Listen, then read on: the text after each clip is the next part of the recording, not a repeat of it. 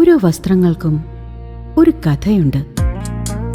ആഘോഷത്തോളം വളർന്ന സ്വപ്നങ്ങളുടെ കഥ.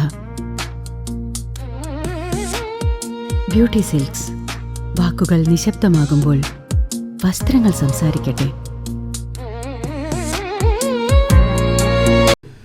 വടക്കാഞ്ചേരി നഗരത്തിന് കാലങ്ങളായി തണൽ നൽകിയ തണൽ വൃക്ഷത്തിന്റെ ശിഖരങ്ങൾ വികസനത്തിന്റെ ഭാഗമായി മുറിച്ചു നീക്കി. വടക്കാഞ്ചേരി പുഴപ്പാലത്തിന് സമീപം നിന്നിരുന്ന മദിരാശി മരം ഉൾപ്പെടെ 2 മരങ്ങളാണ് പുതിയ പാല നിർമ്മാണത്തിന്റെ ഭാഗമായി അധികൃതർ മുറിക്കുന്നത്.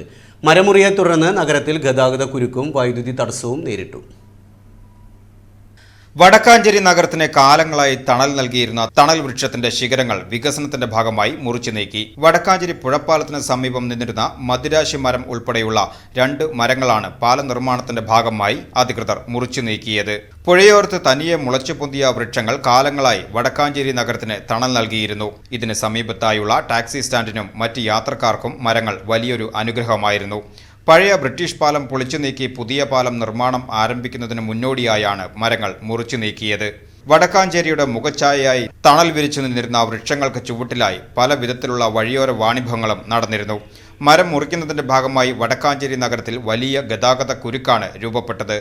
സംസ്ഥാന പാതയിലെ ഇരുവശങ്ങളിൽ നിന്നുള്ള വാഹനങ്ങൾ നിയന്ത്രിച്ചാണ് ഇതുവഴി കടത്തിവിട്ടത്. ഇതാണ് ഗതാഗത കുരുക്കിന് കാരണമായത്. കൂടാതെ മരം മുറിക്കുന്നതിന് മുന്നോടിയായി സുരക്ഷാ ക്രമീകരണങ്ങളുടെ ഭാഗമായി പ്രദേശത്ത് KSEB വൈദ്യുതി ബന്ധവും വിച്ഛേദിച്ചിരുന്നു. വൈദ്യുതി ലൈൻ ഓഫ് ചെയ്തതോടെ നഗരവാസികൾ മണിക്കൂറുകളോളം ദുരിതത്തിലായി. വ്യാപാര വ്യവസായ സ്ഥാപനങ്ങളുടെയും ഓഫീസുകളുടെയും പ്രവർത്തനത്തെ ഇത് കാര്യമായി ബാധിച്ചു.